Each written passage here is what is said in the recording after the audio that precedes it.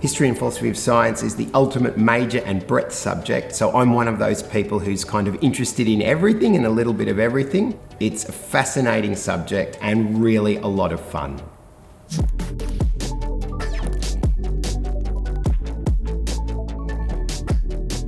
My name's Christian Camilleri and I teach in the History and Philosophy of Science program at the University of Melbourne. The History and Philosophy of Science is a fascinating discipline that sits sort of at the intersection between the arts and the humanities and the sciences. So it provides us with an opportunity to study science and its important role in the modern world, how it got there and what we ought to be doing with it. Science has not been practiced the same everywhere and at all times. It has a history of its own, much like politics or art or anything else that we study in the humanities. We explore three broad areas: the history of science and medicine, the philosophy of science, and the social study of science and technology. These are all interrelated, but you can study each one independently. We ask questions like, how is science shaped by the wider social, cultural, and political context? How technologies shape our everyday lives, how they shape the policy decisions we make. What is science? Now that might sound a pretty trivial question to answer, but on closer inspection it turns out to be an incredibly difficult question.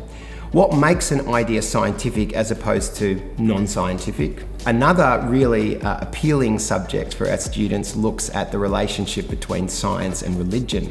That subject is also really fascinating because it's co-taught by someone who happens to be an Anglican minister and an atheist, but they have a very good and respectful discussion about some of these big, deep issues. We have a debating subject, so we invite academics to take opposing sides each week on a topic that's been set, and students then get to adjudicate and judge the debate. Who won the debate? In the tutorials, I'll discuss that. Another subject that students really warm to that we offer at third year level is Minds and Madness, which looks at a history of the way in which we've understood the human mind and the problems that can arise, going right back to demonic possession, to witchcraft, all the way up to modern psychotherapy. So the history and philosophy of science is certainly a fun discipline and many students just take it as some breadth, but actually it does supply students with skills that are really important in a range of professions.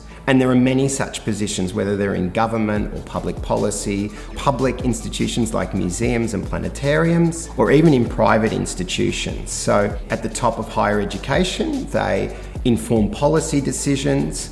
Students have gone into science journalism, a very popular area, even bioethics, which is becoming all more important, information about technology. So anything that has some sort of intersection or faces science or technology, one is well suited to having done a major in history and philosophy of science.